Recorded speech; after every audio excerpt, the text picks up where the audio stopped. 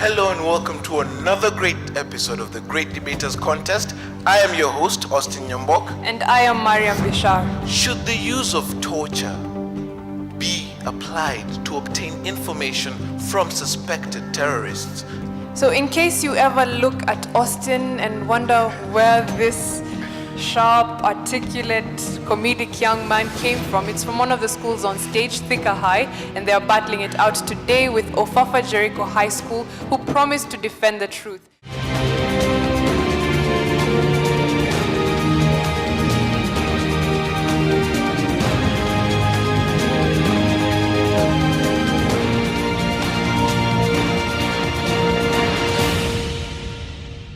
The motion this week is: use of torture to obtain information from suspected terrorists should be legalized. Proposing the motion, Thika High School. Opposing the motion, Ofafa Jericho High School. Each contestant has 3 minutes to make their submissions. The audience also gets a chance to put their questions to each team. Each side will have an additional 1 minute to make a final statement. The judge's decision is final. The winning school will get an ICT chill-out zone with a widescreen TV, computers, webcams, and internet connection. The teacher from the winning school gets 100,000 shillings courtesy of Chase Bank. The winning students each get a tablet courtesy of Safaricom, a gift hamper from Unilever, and a gift hamper from mimi.co.ke. And together, they all win the title, The Great Debaters. May the best school win.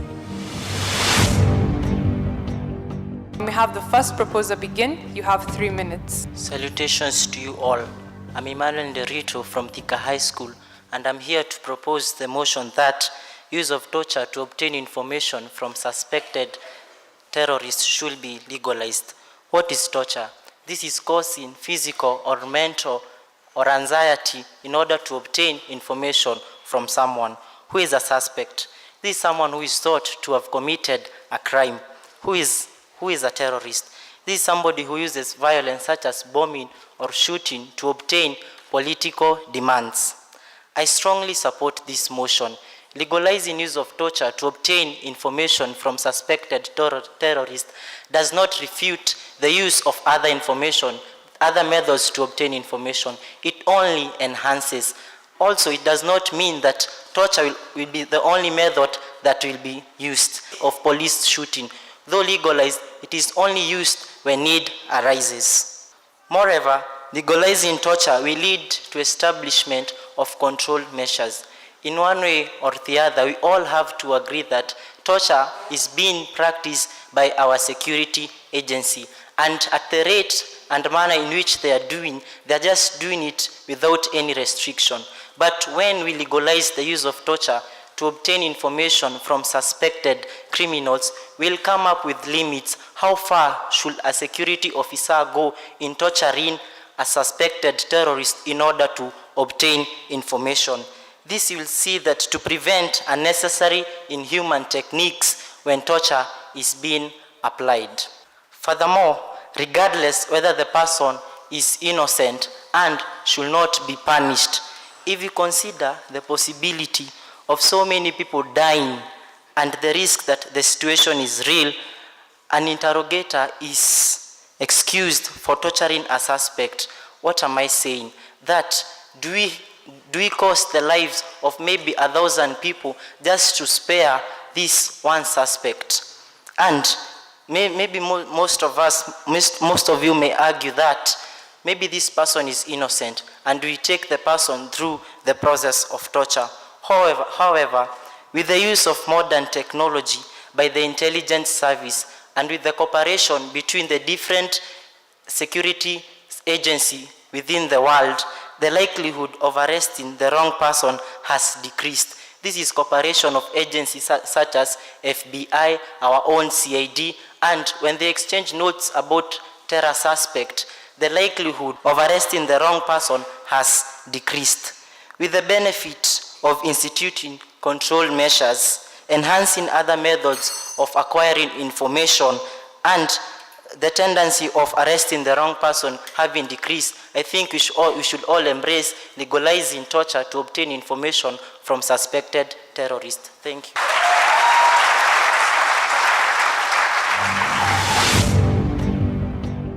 Opposer number 1, you have 3 minutes to give us your opening remarks. Brothers and sisters, good morning.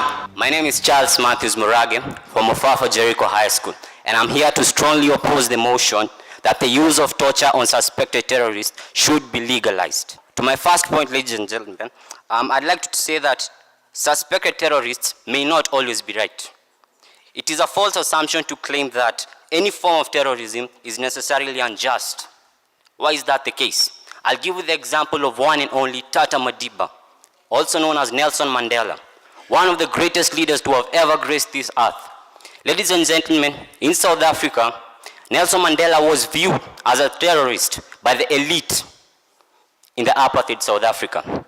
He was sentenced to prison in Robben Island, imprisoned, tortured. But the question that I ask myself, ladies and gentlemen, is what more could this man have given if such kind of measures were not applied if they wanted to obtain information? On to my second point, I'd like to say that if we as a people, if we legitimize the use of torture to obtain information, then we will have made it possible for the securities agencies to view that any form or any suspected terrorist as being less human. What is it that I mean? I mean that these people that we say will be interrogating these people will not know where to draw the line. They will not know where to draw the line. And I say that, ladies and gentlemen, I say that the checks and balances that we have in place will not be enough to keep them in check. What happens when this brutality can no longer be tolerated? I'll give you an example of Israel, which from 1987 to 1999 had legalized the use of torture and had set guidelines on its use. In 1999, again, the Supreme Court ruled out the use of torture to obtain information from suspected terrorists. Look at Israel right now. Where is it? Is that the path we want to take for Kenya? A country that aspires to be a middle-income state by the year 2030. As I move on, ladies and gentlemen, I'd like to also say that even if the suspected terrorist was granted freedom after torture, he stands to be humiliated. He stands to be rejected by the society. By the mere fact he was a suspected terrorist, by the mere fact of the humiliation he underwent while in custody of the police. And I'll give you an example of this by a man called Abu Zubaydah, one of the suspects in the 9/11 that took place in the United States. That was the bombing of the Twin Towers in America. Under the FBI, Abu Zubaydah, released useful information. How was this done? It was done through the use of translators who were interrogating him. But when he was handed over to the CIA, who removed him from prison to prison, one of their so-called terrorism techniques or ways of getting information, he was tortured. He faced brutality, faced nudity, and above all, ladies and gentlemen, he underwent sleep deprivation in the name of obtaining information, which in actual sense was never relevant. That is for you. But I'd like to say this. We know that, and it is said that in any state, the most important office is the office of the citizen. It is up to you to make the right decision and stand firm as you oppose and reject such a proposal. Thank you, and God bless.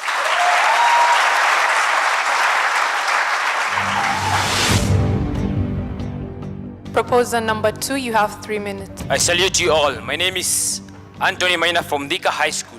Ready to propose the motion that states use of torture to obtain information from suspected terrorists should be legalized. My worthy opponents have stated that suspected terrorists are not less of human. To counter that, we see that we consider the utilitarian calculus whereby the benefit of many outweigh the cost of one. And they've said that that use of torture does not have these boundaries that are drawn. But we see that legalizing it, that is making it legal, will create these boundaries. Legalizing it, thus use of torture will not be considered infringing on the rights of the suspected criminals. So, to my points, we see that torture is a fast method of obtaining information and much more efficient. Take a look at this. This ticking bomb, in a ticking time bomb scenario, the interrogators have all reason to believe that this person is the right one, is the person involved in the terrorism activities. In this, we consider these factors. There is the space-time pressure. Then it's also backed up by the fact that they have no knowledge of other means to obtain information apart from torture. So we see that torture in this scenario, in this basis, torture can be legalized and torture should be legalized. And also to back up this thing I've talked about, the utilitarian basis, the benefit of the many outweigh the cost of one. In this scenario, we see that torturing one person to obtain information to save 1,000, it's worth it. And as I go to another point, we see that in addition to what has been said, in addition to it being efficient, in addition to it being fast, there is also this aspect of it being a deterrent. Being a deterrent, it brings about boundaries. It brings about results, being a deterrent. And being a deterrent, it also involves fear. And fear in this context acts as the motivator. An example is in Sierra Leone, whereby the children are forcefully conscripted into the army. And this army was the one in which the rebels were involved in. So fear acts as a drive. If fear can do the work, why not embrace torture? Why not go for torture if it can bring about good results? So why not save ourselves from this quagmire? Why still wallow in this quagmire of endless suffering, of endless legislation processes, whereas we can cling on to this straw, we can clutch to this straw, which is torture, and thus we'll be able to obtain results. Thank you.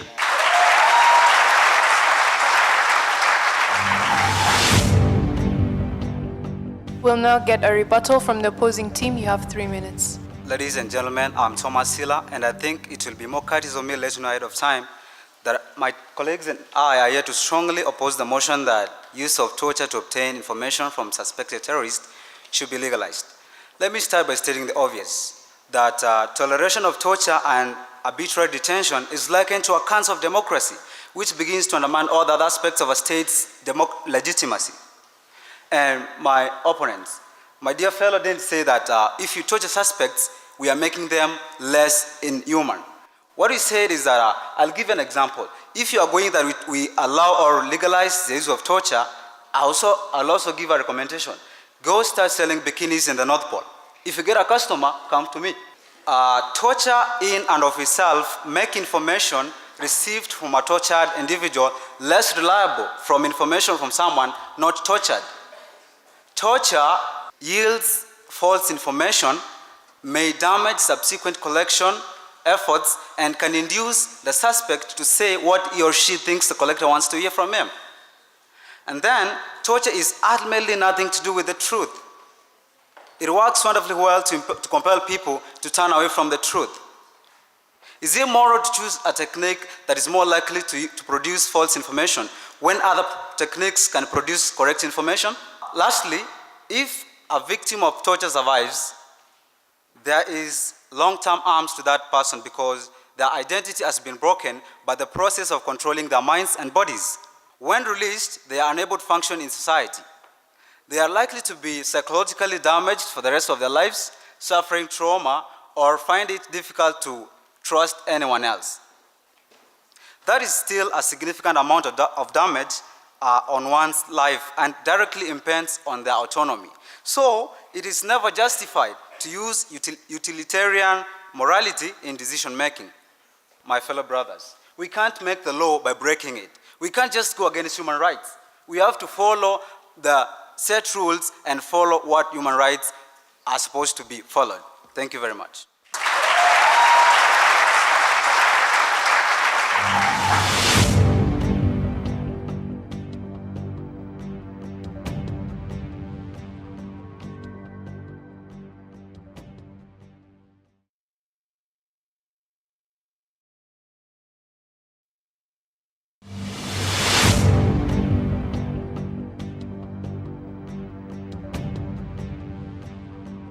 Now may we have questions for the proposers? Tunungenda from Nembu Girls High School. If you keep on torturing them, those who you're calling suspects for terrorism, don't you think they could grow immune to that and instead give you false information? My name is Musa Ali from Jamhuri High School. How can you just torture somebody while he or she is not declared guilty by the court of law? Why can't you use the court of law to declare him guilty of the crimes he has committed? Then you can do whatever you want because the court of law has declared. Opposers? I'm Kadiali Diana from the Kenya High School, and my question goes to the opposers. What do you then suggest as the alternative on a situation where there is a ticking bomb?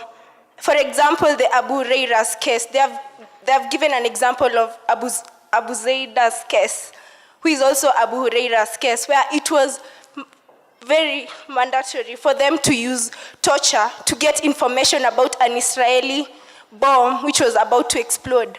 So what do you suggest in a situation of a ticking time bomb? My name is Joyceni from Precious Blood Ruta, and my question is, we do know that the terrorists actually inflict pain and brutality on victims, and some of them actually end up dying, and these people have families and friends. So how do you tell the families and friends of these victims that the only way, or that you cannot use torture to get information from these very same people who caused pain, who even caused the death of these victims? Isn't it for tat a fair game? The third speaker from the proposing side. I am Peter Emmanuel from Thika High School, and I'm here to oppose the motion that states that use of torture to obtain information from suspected terrorists should be legalized. And to answer the question from Tunu, she talked about what if the ones who are tortured, the suspects, end up giving false information. I want to tell you that once the suspect are caught and information is given, they are not immediately released until the information is proven to be true.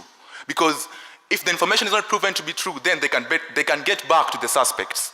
The second question was use of court of law.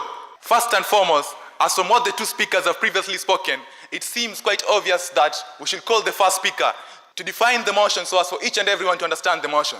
Or else, we'll have given out leaflets for each and everyone to understand. Anyway, our main intention here is not only to debate, but we came here to enhance and create awareness to each and every one of us. But give me the pleasure to repeat what he said. Legalization of torture does not bring in refuting the usage of other methods of information. Neither does legalization of torture allows the usage of constantly, frequently using torture to obtain information from suspected terrorists. But legalization of torture, it brings in a more controlled way. It brings in a more controlled way to obtain information using torture. Because legalization comes in with restrictions. Legalization, there will be rules and sets that will be defined that if one is to be tortured, these are the extremes that shouldn't be passed. As we all know, we cannot avoid torture. Torture is unavoidable. Look at this scenario. Torturing one person in order to obtain information causes temporary physical pain.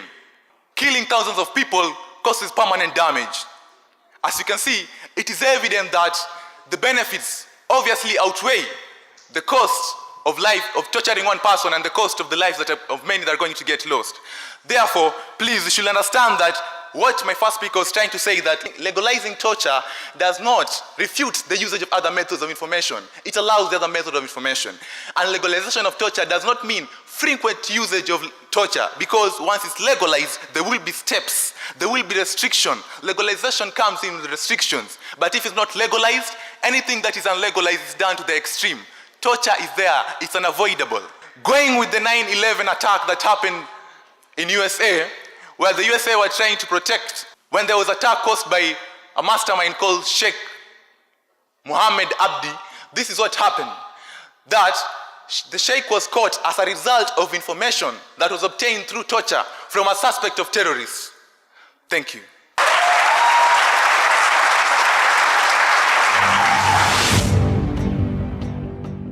The third opposer, you have 3 minutes to respond to the audience. When you go back to the motion, we have the word suspect. Our opponents were too fast to conclude that they are terrorists. They are not. They are suspects. That's one thing you should realize. So join me on this journey as I show you why we should not legalize torture. Human rights are universal, and we know that for a fact. And I classify torture as brutality. It is prohibited by the United Nations Charter and Article 15 of the Convention Against Torture. You cannot use any evidence that you got through torture to prosecute someone. Let's be a bit human. If we are to legalize torture, then Why don't we legalize other forms of crime? Because torture is a form of crime. These are suspects. That's one thing we should get into place. In the United States of America, we have something known as detention program supporters, whereby they said that 20 cases of terror were stopped through torture. But a report by Professor Ferdinand said that these 20 cases could have been solved using other alternatives. Do for me a favor, ladies and gentlemen. Look at your neighbor. All of you, kindly look at your neighbor. Don't you think that can be a suspect? So, it's like they are telling us that each and every innocent person is guilty.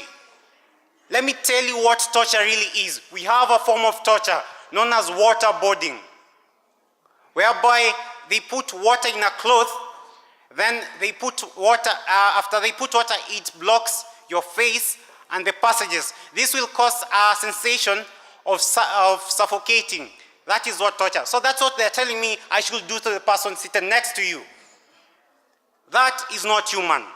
My colleagues who asked the questions.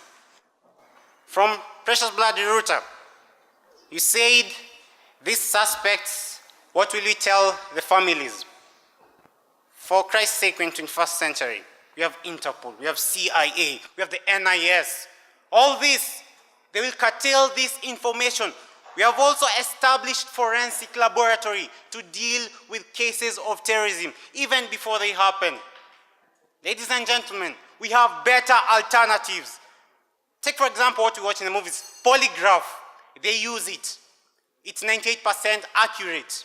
So, I'll conclude with this, that right is right, even if everybody is against it. And wrong will always be wrong, even if everybody is for it. Thank you.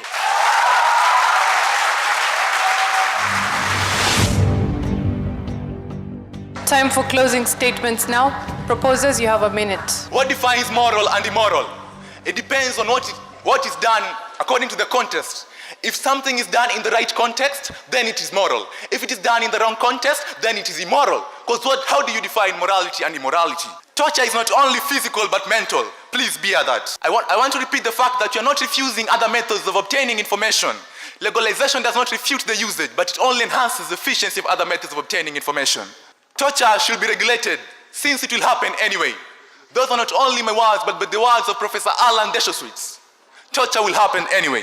Therefore, to my worthy opposers, if your main objective is to stand for the rights of everyone here, if your main objective is to create peace and defend for the rights of everyone here, legalization is the way to go. This is because legalization comes in with restrictions. It brings in a set defined rules on how it is to be done. Otherwise, if there's no legalization, everything is done to the extreme level. Look at this. Torture is unavoidable. Legalization brings restriction.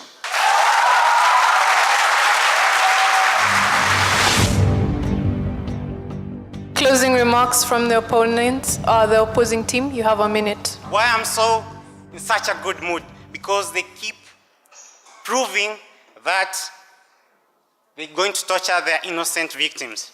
These brothers are going to torture their innocent brothers. So after here, I think you can legalize that. You can torture each other. But we were talking. But I was talking about suspects. That's one thing we are forgetting.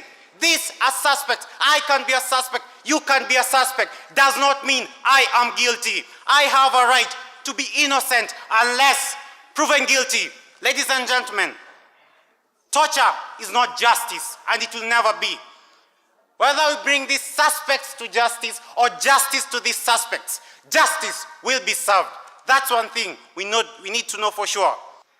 All this time, I do not know how you feel about your colleague being tortured. Some are innocent. So I don't get it if you are not convinced by now.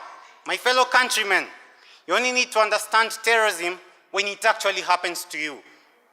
When you are actually called a suspect, then you are detained and tortured, Then when you realize we have better alternatives. Why don't we get more done? Thank you.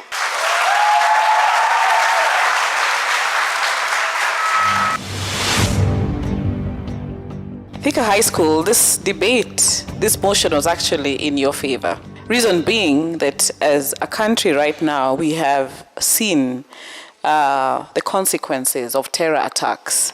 And if you had just appealed to the emotions of people, looking at the kind of pain and the unwarranted losses in terms of human lives that we have encountered as a country, that you'd have had a very good basis on which to build on this motion. However, you did not do justice to it. Emmanuel, you started off well. You're a good speaker and you're able to command attention. However, you need to play around with your voice so that there is tonal variation, because it's likely to be monotone. And if you went on for another 5 minutes, some people might have slept, like Maina. Anthony Maina, good presentation. You're there.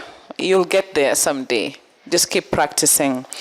Emmanuel Ngugi, I think you're the life of the team. You have a good voice. You have a command of the audience attention. You appeared to have read, but your ending, the first time you left the stage, was an anticlimax. I asked myself, okay, fine, the bell went, but, end your submission all the same.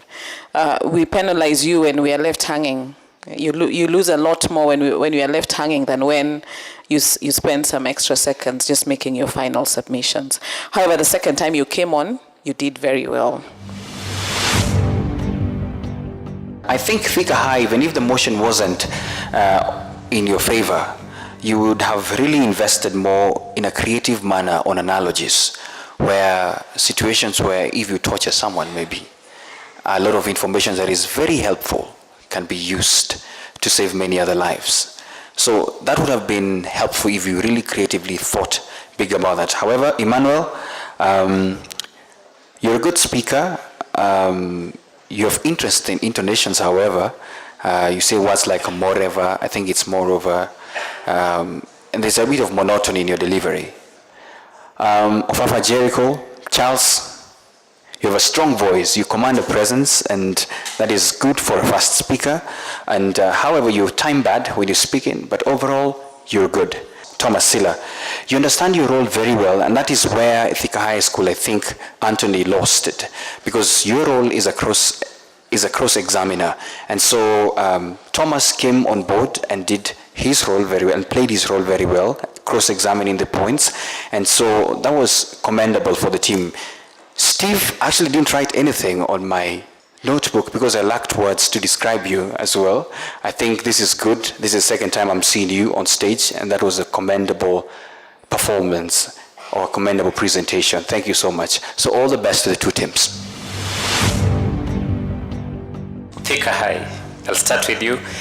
Nderitu, defending the motion is difficult. I have to agree with you. Defending the motion is quite difficult.